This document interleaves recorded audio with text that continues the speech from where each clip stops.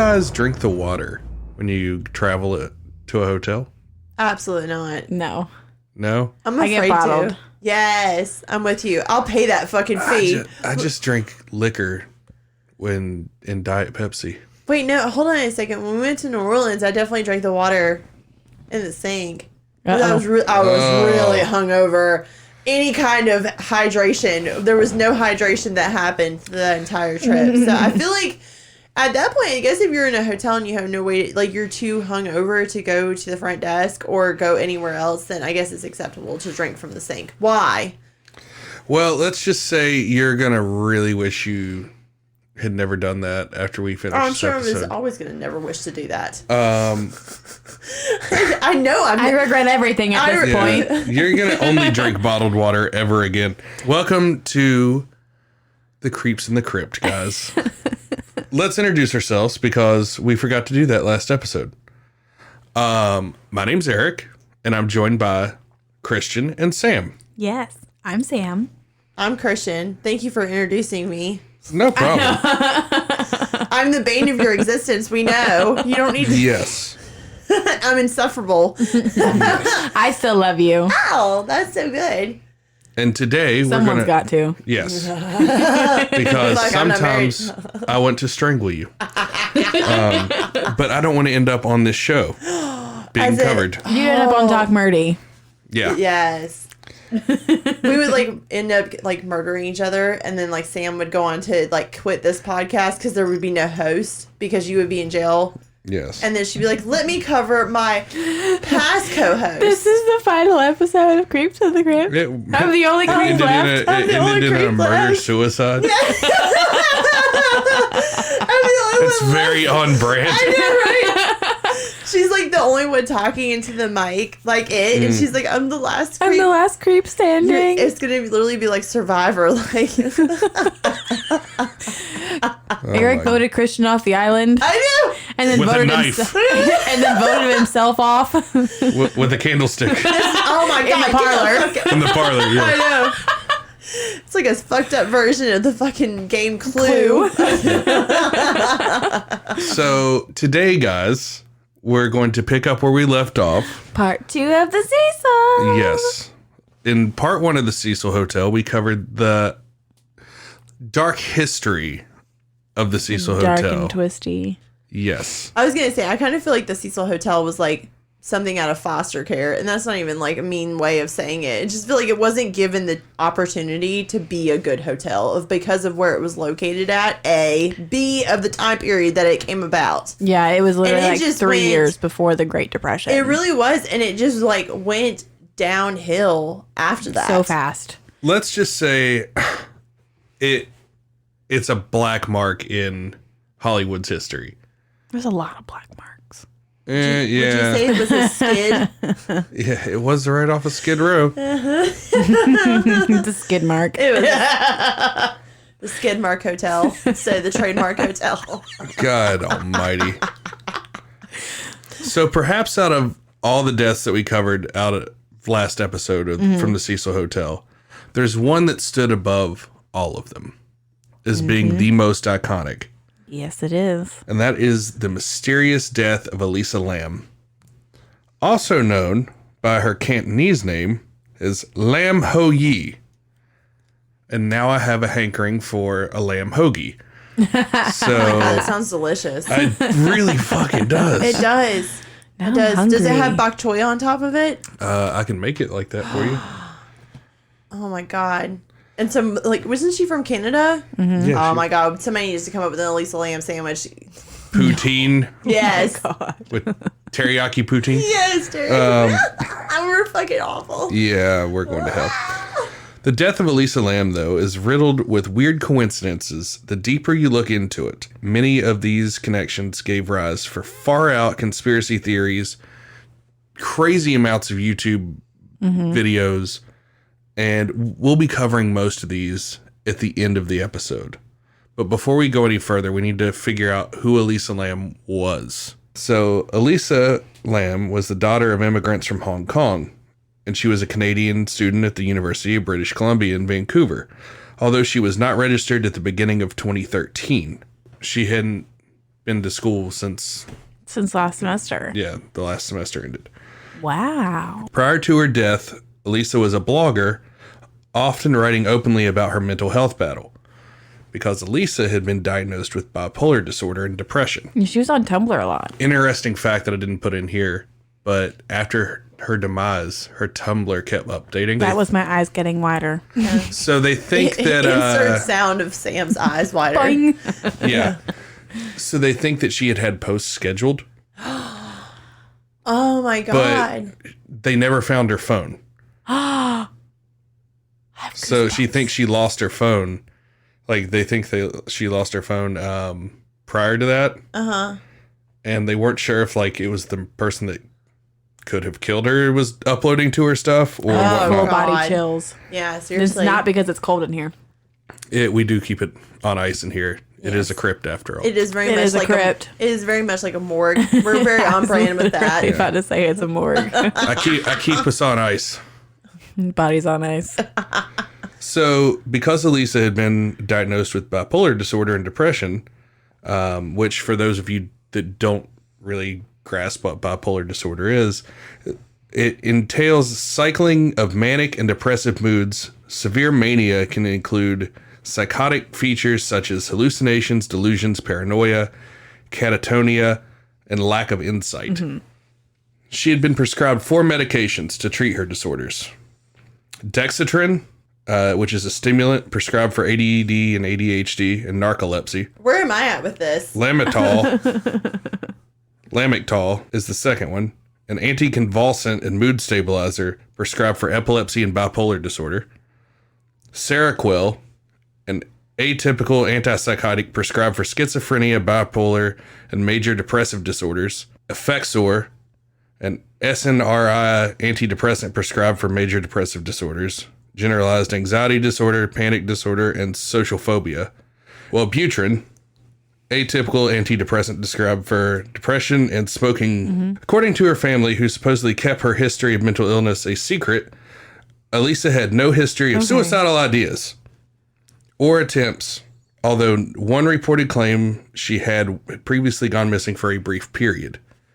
In the mid-2010 era, Elisa began a blog, and over the next 2 years, she posted pictures of models in fashionable clothing and accounts of her life, particularly her struggle with mental illness. In January of 2012, Lam lamented that a relapse at the start of the current school year term had forced her to stop and drop several classes, leaving her feeling so utterly directionless and lost, is the quote. Mm-hmm. She titled her post, "You're always haunted by the idea you're wasting your life." I feel that. A little over 2 years after that, after Lam started blogging, she announced that she would be abandoning her blog on Blogspot for another site, and she started blogging on Tumblr. Its content was mostly considered fashion photos, quotes, and a few posts in Lam's own words, but the same quote, "You're always haunted by the idea you're wasting your life," was used as the title. So, now you just changed the way that I think about this, and I will share at the end because I have theories. Yeah, after hearing that, well, no, not even that. The whole she wasn't registered for classes. So now we're going to get into the disappearance of Elisa Lam. Okay. So on January 26th, she arrived in Los Angeles. After 2 days, she checked into the Cecil Hotel near downtown Skid Row, which we covered in the last episode. Right. Lam was initially assigned a shared room on the hotel's 5th floor. However, her roommates complained about what the hotel's lawyer would later describe as certain odd behavior. Elisa was moved to her own private room after 2 days of being at the Stay on Main Hotel, which was their youth hostel. I would never stay at a hostel. At the Cecil. So apparently she was writing notes on people and leaving it on people's beds, telling them to get out and stay away from her and all sorts of weird shit. So it says in the Netflix documentary. The Netflix. I haven't been impressed with any of Netflix's docuseries that they've come out with so far. Me either. So Elisa contacted her parents in British Columbia every day while traveling the United States, But on February 1st, 2013, the day she was scheduled to check out of the Cecil Hotel and leave for Santa Cruz, her parents did not hear from her and called the Los Angeles Police Department. Her family flew to Los Angeles to help with the search. So they called the police frantic the day she disappeared because she hadn't called him. But she had also lost her cell phone. Do we know for sure that was at that point that her cell phone was gone? They did not know that at that point. But well, no, I mean, like, have they been able to figure out that she didn't have her phone on her? Not at this point. Not to any research I could find. Okay. But that's just a tidbit for later on. So hotel staff who saw Elisa that day said she was alone. Outside the hotel, Katie Orphan, the manager of a nearby bookstore ironically named The Last Bookstore, was the only person who recalled seeing her that day. She was outgoing, very lively, very friendly. While getting gifts to take home for her family, Orphan told CNN, she was talking about what books she was getting and whether or not she was going to be able to travel with them if they were too heavy or not. So police searched the hotel to the extent that they legally could. Basically, they couldn't go in every room. They searched Elisa's room, had dogs go through the building, including the rooftop. So basically, they didn't have a search warrant. Yes. Like a legit, search every room search warrant. So Sergeant Rudy Lopez said they could only search every room if they had probable cause, and they had to believe a crime had been committed. So they couldn't just search every room in the hotel. And they didn't know yet. Yeah. So when the dogs were searching through the building, they did find her scent leading out to a fire escape on the top floor. But the dogs searched the roof and did not find her scent. On February 6th, a week after Elisa had last been seen, the LAPD decided more help was needed. Flyers with her image were posted in the neighborhood and online. It brought the case to more public attention through the media. On February 15th, after another week with no sign of Elisa, the LAPD released a video of the last known sighting of Elisa Lam taken alive. And it gives me the full body chills. Oh, this is the some last weird video shit that they have of her. Yeah, it's the last time we ever see her alive.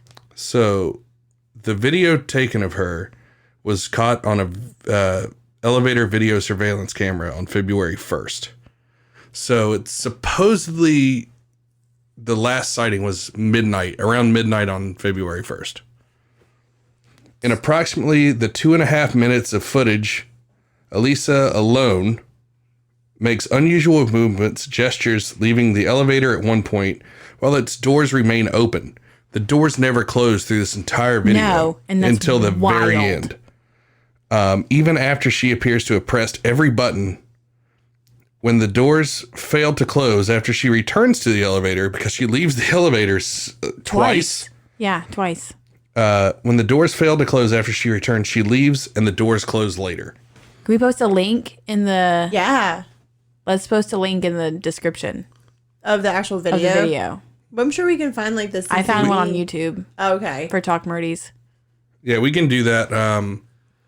Because a lot of people and nobody, I mean, if you haven't seen this video, then you need to see the behavior. Yeah. It's very odd and very unnerving. Odd. Yeah. The video drew worldwide interest in the case due to Elisa's strange behavior. It was reported widely, including on the Chinese video site Youku, which I don't know if that's a thing of YouTube over there. It might be. That sounds like it. Where it got 3 million views and 40,000 comments in its first 10 days. That's crazy. Many of the commenters found it unsettling to watch. It's not, yeah. I would have to agree. Several theories evolved to explain her actions. One of that was Elisa was trying to get the elevator car to move in order to escape from someone who was pursuing her. Others suggested that she might be under the influence of ecstasy or some other party drug, but none was detected in her body during the autopsy. When her bipolar disorder became known, The theory that she was having a psychotic episode also emerged. Other viewers argued the video had been tampered with before being made public. They claimed parts had been slowed down and nearly a minute of footage had been removed. This could have been done to protect the identity of someone who otherwise would be in the video, either related or not related to the disappearance. Yeah, like if you, whenever you watch the video, the timestamp is obscured. Yeah, you can't even read it. Yeah, no, you can't make any number out. You can see the numbers changing, but there's no way to tell what time it is. One of the biggest complaints I've read about the video is it's so pixelated, but what do you expect from a closed circuit security camera? Yeah, it's a CCTV surveillance. I mean, but I feel like in 2013, there should have been better video quality. I mean, there's not great video quality out there today. Well, even after you watch the video, like there's a point in the video, and like you brought it up, like when we rewatched it, it looks like her face is being blurred out. It looks like it's being blurred out, but that may not be. It may be distortion from the video. It may be untampered with, and that's the reason why the video looks kind of doesn't look right. It's just like it's definitely been tampered with. Yeah, there's no way that it's like that.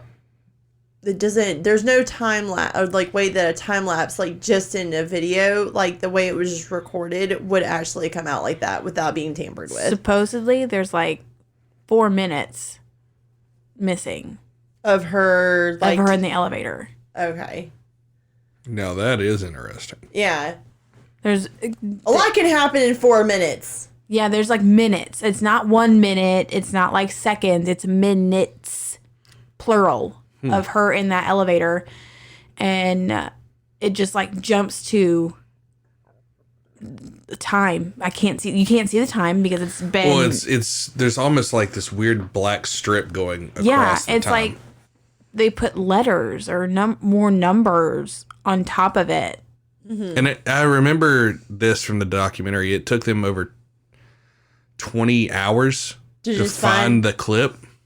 Yeah, like they were near a whole day of searching. That's suspicious. Footage. Yeah, and it was even the day that she went missing because they had an idea of when she went missing. So it's not like they had to scour through videos over like a week-long period. Well, no, it took them a composite time of 24 hours. Okay. Because you have to remember what was going on in LA at this time. Christopher Dorner was shooting. He went to war with the police. So they didn't have a lot of manpower to focus on Elisa Lam's case. Yeah. Which could explain some of the mishandling of the case. Yeah.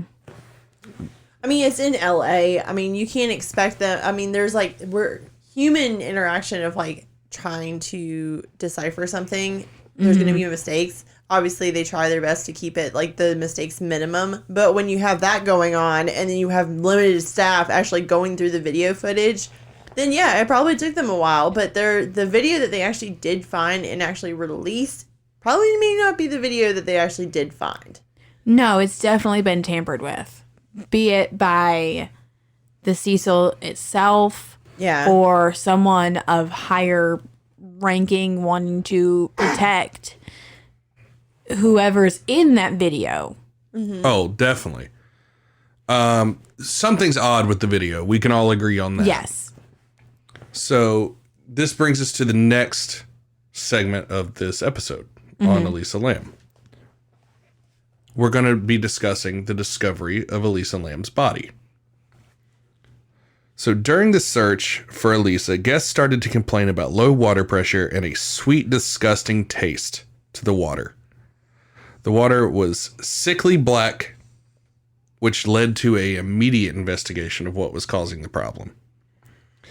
And on the morning of February 19th, nearly 3 weeks after Elisa's disappearance, Santiago Lopez, a maintenance worker, discovered the body during an investigation of what was causing the issues with the water. In one of the 4 1,000-gallon tanks located on the roof, providing water to the guest rooms, the kitchen, and a coffee shop.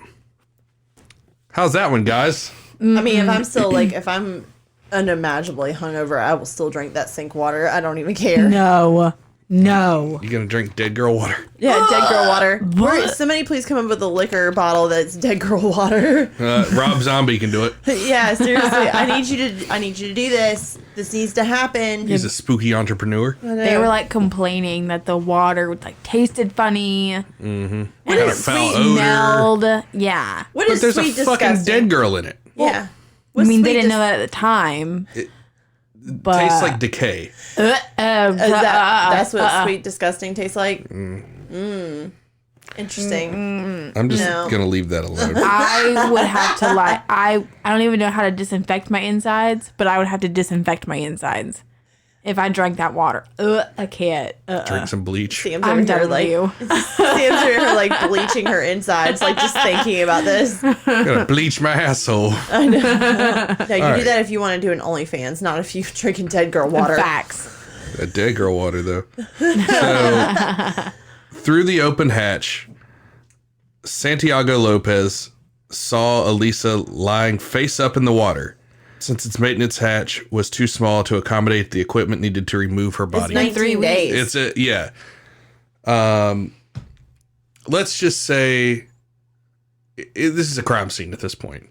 Absolutely. So, Homegirl not looking the same. well, She's- it's a crime scene. You need to keep the body intact. Yeah. Right. You can't scrape it against. Well, at this The point, tank. isn't it her body, like, because it's in full on decay? And It's been bloated as sitting shit. and it's been sitting in water. We're going to go over that in just a second. Sorry. I'm sorry. I'm excited. You're Ooh, talking you about- girls are jumping the gun. I'm excited about the decay. That's just where it is. All Let's right. just be facts here. So on February 21st, the Los Angeles Coroner's Office issued a finding of accidental drowning with bipolar disorder as a significant factor. The full coroner's report released in June stated that her body had been found naked, with clothing similar to what she was wearing in the elevator video, and was floating in the tank, coated with sand-like particles. So her body was covered with sand-like particles. Her watch and room key were also found. Elisa's body was moderately decomposed and bloated. It was mostly greenish, with some marbling evident on the abdomen and skin separation evident. So her skin was starting to slough off. Oh, yeah. That explains the water quality, right? Yeah. Yeah. So all No the Brita filter is saving you from that. Yeah, No there's Brita no not even Alex Jones's water filters can save you from that. Oh my God, you didn't bring Alex into this? Yes, I did. There was no evidence of physical trauma, sexual assault, or suicide. Toxicology test showed traces consistent with prescription medication found among her belongings, plus non-prescription drugs such as Sinotab and ibuprofen. What's Sinotab? It's like Sudafed. It's a cold medicine. Okay. A very small quantity of alcohol was also present in her system, but no recreational drugs were found, which discredits she was on ecstasy or some type of date rape or party drug. So I have a question because I don't do drugs. If like you like roll Molly, I don't know. Is that did I say that right? I don't Yeah, know. you got this. You're so cultured. You were so cultured. I rolled a Molly back in my day. Anyway, so like if you roll Molly like 2 days prior and then you die, like how long does it stay in your system? Like did she have to do it like 2 days prior? And So like it would stay in her system if she died. Like if she was on it that night, it would still be present in her system. What about alcohol? Well, they found alcohol in her system. That's what I'm saying. But what if she was like had high alcohol content when she actually passed Then her away? blood she didn't bleed out, so Her all body the was blood was saving. still in her body. because there was no waste that will. well, her skin was separating. Exactly. Yeah, but So there did was they test the still water? there was still blood in her veins and heart. So Okay. This is just such a strange case. I can't. Yeah. the more facts you give about this case, the stranger it fucking Yeah. gets. The you can't just take one piece of evidence. She had and cold medicine and alcohol. She could have had some NyQuil. I mean, it was a low Sinutab. Well, I mean, Tab. Sudafed doesn't have like alcohol in it because it's not a liquid, but NyQuil does. Yeah, but I mean, I'm just saying, like she could have taken some NyQuil for the alcohol. Let's put it this way: her blood alcohol level was about 0.02. So, like, not even a full drink. Yeah, No. no. So it could have been like cold medicine. Exactly. Or some kind of something. So investigators and experts have, however, noted that the concentration of her prescription drugs in her system indicated that she was under medicating or had stopped taking her medications recently. Yeah, I remember that. So what you have here is somebody who needs to be on anti-psych meds and bipolar meds Who isn't taking them? who isn't taking them, which would lead to the Psychotic episodes. manic episodes. Yeah. And the irrational arm movements and talking to herself. She was suffering from a mental breakdown. And she probably went up on the roof to like Get some- hide Maybe. From what she thought was some demon after yeah. or something Some because you get paranoid. some entity. Severe being. manic episodes will lead you to like paranoia. Like you feel like people are after you. But this leads to the big question. How did she end up on the roof and how did she get in the water tank? Yeah. So in this next segment, we will be discussing these two things. The investigation had determined how Lam died, but did not initially offer an explanation as to how she got into the tank in the first place. Doors and stairs that access the hotel's roof are locked, with only staff having the passcodes and keys, and any attempt to force them would supposedly have triggered an alarm that would have rang on the top two floors in the lobby. Mm-hmm. And it didn't happen that night. It did not. The hotel's fire escape could have allowed her to bypass those security measures. Her scent trail was lost near a window that connected to the fire escape. But the dogs didn't. I almost said scent her on the roof. Smell her on the roof. They did not. But they lost the trail at the window leading to the fire escape. But if they went to the roof and didn't smell her, was she not there? Just saying. Do we know how long she'd been in the water tank? Does the coroner report ever say how long? About 3 weeks. Oh. I mean, she died that night. Well, I mean, she definitely could have died that night. But was Her lungs were full of water. Okay. She died from drowning. Well, there went that idea. Sorry, Sam. Oh, sorry she to thought- burst your bubble. Oh, she was about to go make her own YouTube channel and hit top. So, the hotel's fire escape could have allowed her to bypass those security measures. Her scent trail was lost near that window, like we were talking about. Mm-hmm.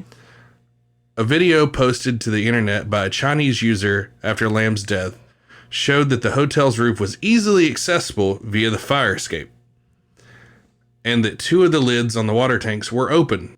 That was my eyebrow raising. Yes. I just okay, so they just leave those things open like all the time. It's like You would think with how grimy the air quality is in that's LA. what I'm thinking. Yeah. Like I would be The- keeping those things like shut. And locked. Yeah, because all I could think of is like some crackhead from Skid Row being like going up Or and climbing. a Canadian tourist. Or a Canadian tourist and going and being like, you know what this water needs? It just needs a little bit of spice.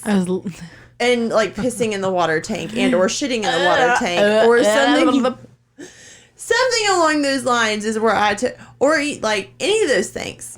Or falling into it themselves and dying. Yeah. Like a recurring thing. A Well, little bit of spice. Yeah. apart from that question of how she got on the roof, others have asked if she could have gotten into the tank by herself. All four tanks were 4-foot by 8-foot cylinders propped up on concrete blocks.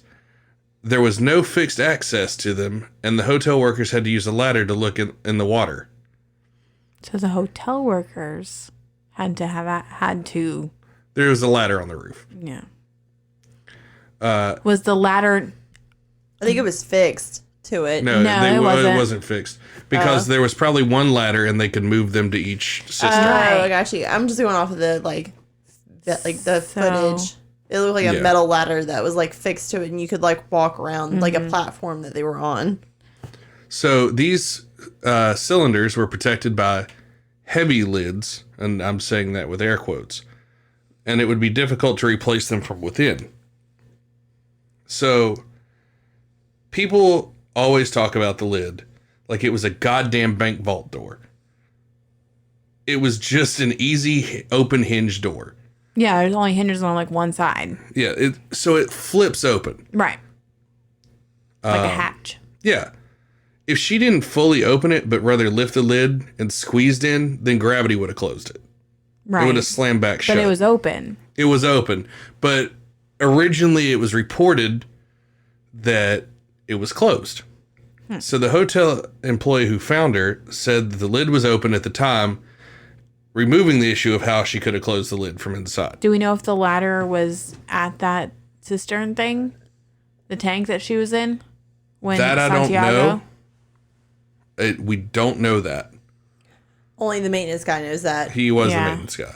That's what I'm saying. The only person who would know that is the maintenance guy. My thought is the dog probably sniffed those things, and the police moved the ladder when they were inspecting the roof. Maybe. I mean, but realistically, probably the damn ladder was right there attached to it. You think so? Yeah. It was probably propped up next to it. Which is like a hatch door. It's literally like, it might weigh 20 pounds. Right. So it wouldn't be hard for her to get in there. No. So from here on out, we're going to be talking about the strange circumstances that keep on coming up. I like the strange circumstances. We're very well aware the death of Elisa Lam is just fucking weird. It all around. All around weird. There's no question that anyone can ask. From the internet firestorm to the video caused to the video itself to some other circumstances. There's no question to clear anything up. And the amount of synchronicity involving this case is just beyond insane. There's a movie called Dark Water. I've never seen that. I've not seen it. I would like to. But the circumstances of Elisa's death have been compared to the plot of the 2005 horror film. It's an American remake of a Japanese film. A mother and daughter move into a rundown apartment building. A dysfunctional elevator and discolored water gushing from the building's faucets eventually lead them to the building's rooftop water tank, where they discover the body of a girl who had been reporting missing from the building earlier that year. Eyebrow raise. Yeah. Yeah, seriously. It's literally Elisa Lam. It's Elisa Lam's story. Yeah. And this came out in 2005. 2005? 2005. So She died in 2013. yeah. She was 21. Yeah. when she died. So that's very fucking weird. Yeah. Ears are up. Yep. Her eyebrows are her going crazy over there. The last place where anyone saw Elisa Lam was eerily enough the last bookstore. But the name wasn't the only strange coincidence. If you look up the last bookstore's domain, you'll find a postal code in its registration information. V5G4S2. Some of the online internet sleuths, inspired by the elevator video, put the postal code into Google Maps and found that the pinpoint for this postal code is Lamb's burial site. That Forest- got 2 eyebrow raises. Yes. I know. Seriously. Forest Lawn Memorial Park in Canada. That's the zip code for it. That is the zip code for that area. So why would it bookstore in LA have a zip code for a Canadian cemetery? That's where the website domain is registered out of. No way. Yep. You can actually go onto the last bookstore's domain. I don't know if you can still do this, but at the time you could, and view its registration information. So the last bit of information before we go into a segment Sam will be talking about. It's my favorite. Is the tuberculosis outbreak on Skid Row. So the test for tuberculosis is called the Lam Elisa test, but it's spelled Lam Elisa. After Elisa Lam died, a tuberculosis outbreak plagued Los Angeles, especially among the homeless community in Skid Row near the Cecil Hotel. Not suspicious. That's suspicious. The test for tuberculosis was literally her name, but backwards. The Lam Elisa. So the conspiracy theory immediately speculated that Lam was effectively a biological weapon of sorts to cull the homeless population of Skid Row. That seems a little far-fetched for me. Hold on. It gets fucking weirder. I can't imagine this case getting any weirder. They discovered that she was a student from the University of British Columbia, which has a reputable tuberculosis research center. That was one eyebrow going up. This particular theory has disturbing eugenic undertones. According to the theory, Lam died because she either knew too much or planned to expose whoever sent her, but according to her autopsy report, Lam did not exhibit any signs of tuberculosis. I was just about to be like, so they infected this girl to go infect the homeless people? The theory is you can get tuberculosis by drinking dirty water. Gross. Yeah. So she was like, what, some sort of like... Bioweapon. They stuck her, told her that she was going to die in that water tank and that she needed to drown herself. End of story. Thanks for coming to our podcast. No, I'm just joking. So, yeah. So Like she was some sort of sacrifice. Yeah, I was really thinking that theory was going to go somewhere completely different. I wasn't going biohazard with it, but okay. Yeah, we went a little Respect. Resident Evil with it. Drinking dirty water. Oh, God. The next theory we're going to talk about is where Sam's going to take over and discuss the elevator game. Yes. So the goal of the elevator game is to enter into another dimension. And what you need is a public building, which the game prefers a hotel. Check one. It prefers a hotel with at least 10 floors and an elevator, obviously, because it's called the elevator game. Mm-hmm. So, jumping right into it, do not proceed with this ritual if someone gets on the elevator or if one of your friends gets off. So you can play with more than one person, but I say they, whoever created the game, prefers you to be alone. So the directions of the game is you enter the elevator on the first floor and you press the 4th floor button. Once you get to the 4th floor, you'll press the 2nd floor button. Then you'll go to the 6th floor, you return to the 2nd floor, and you go to the 10th floor, and then you go to the 5th floor. It's here that the doors will open and a person will enter the elevator with you. Do not look at her and do not talk to her. She will try to ask you questions or antagonize you to get a rise out of you. You have to ignore her under all circumstances. You press the button for the 1st floor, and one of two things will happen. The elevator will descend to the 1st floor. When the doors open, exit the elevator, and do not look back or speak. And B, if the elevator goes up, you've been allowed into what's called the other world. When you reach the 10th floor and choose to exit, the woman may try to stop you. The 10th floor will look slightly different. There will be no one else on the floor. Some people who have successfully performed the ritual say that when you look out the window, you see a red cross in the distance. If you choose to exit the elevator and explore, you have to follow the exact steps you performed to reach the other world to get back home. If your surroundings on the 1st floor look even the slightest bit different, do not exit. you have to repeat the steps until it looks normal, and then you just exit the elevator. So, needless to say, I would say the Cecil Hotel would be the last goddamn place I would want to play this fucking game. No, absolutely. Given its dark pedigree of murder and death. No, back then, I don't think a lot of people did a lot of research about where they were staying. No. So she might not have known, especially her being from Canada. Like, she doesn't know who Richard Ramirez is, or she's staying in downtown LA, right next to Skid Row, in a youth hostel. Yeah, She didn't do any research. There was no research that was involved. There was none. None whatsoever. No. So, what do you guys think? I enjoy the paranormal side of it.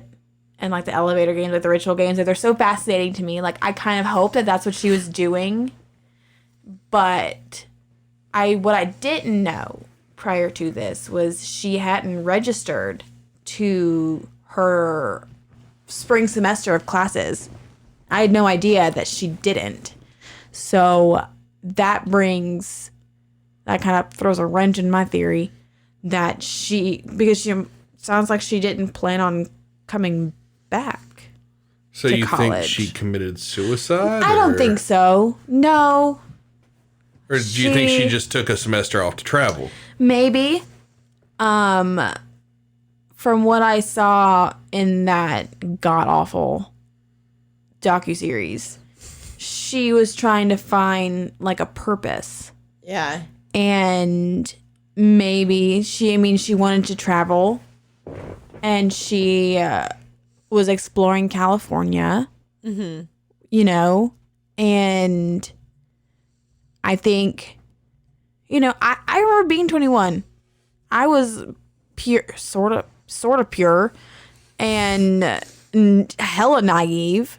Maybe she just trusted the wrong people. She was really friendly and yeah, super nice. She her Tumblr post was applications accepted. Yeah. For new friends in the area. Yeah. And anybody could have seen that and been okay, pretty Asian girl. Yeah. Traveling alone. Yeah. Skid Row and the Cecil in general. Do you think she was possibly murdered? Yes.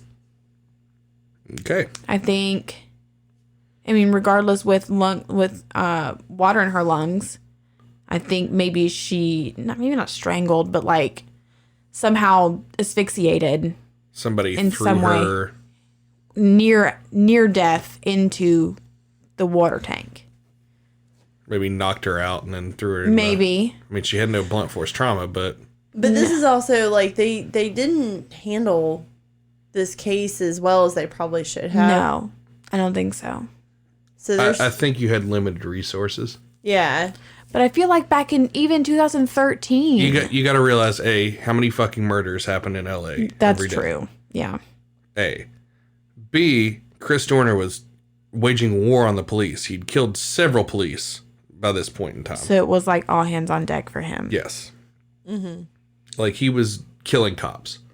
And you know how that shit goes. Mm-hmm. It's revenge time.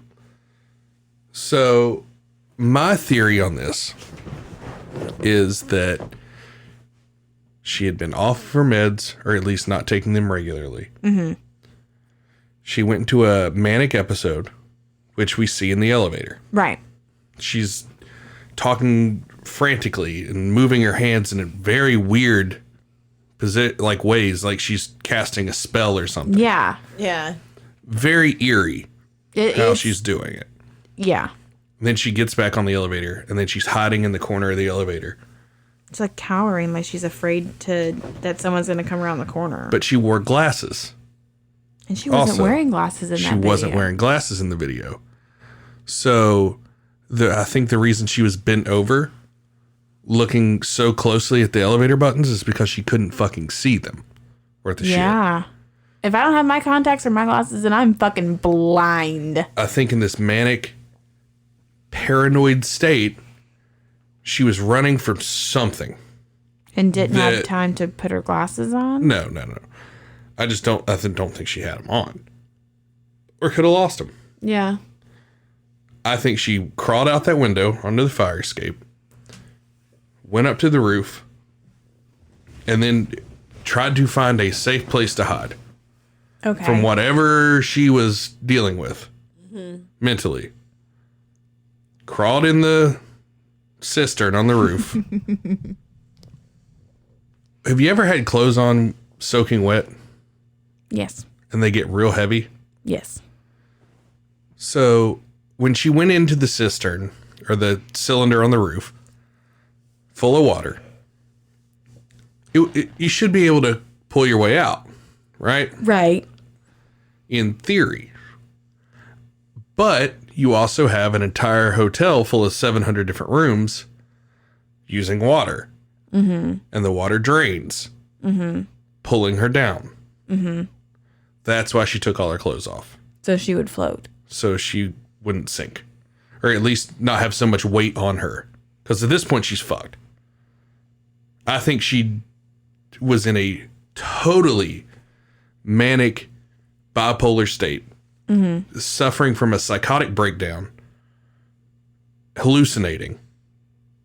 And it was just an unforeseen, horrid circumstance. But you think it was an accident? I think it was completely fucking accidental. She drowned. Mm-hmm. It's not the cool, paranormal, spooky. No. But I always wanted it to makes be the most sense. Right. I'm not saying it doesn't. If you apply Occam's razor to the situation, normally the simplest conclusion is the answer. Right. So with that, do you guys have any closing thoughts before we drop the socials? No. On this, and we close the book on the Cecil Hotel? I'm checking out. You checking out? At least you got to. Yeah. The Hotel California. Mm-hmm. So, guys, Sam, Kristian, who wants to drop the socials today? I will drop the socials. Yeah. Make sure you download the episodes. Yes. You can find us on all the places. If you find a place that we're not on, message us. Let us know. Yeah. Go make sure we'll you get guys. It done. Yeah, seriously. Go follow us on the Facebook. Make sure you guys subscribe. Make sure you guys follow us on the Instagram. That's where you're going to get the most info from us. And you will actually find our link tree on Facebook and on Instagram where you can actually download and find the episodes. All right, guys. That's going to be it for us today, but we will see you next Friday. Yep. Stay creepy. Stay creepy. Bye.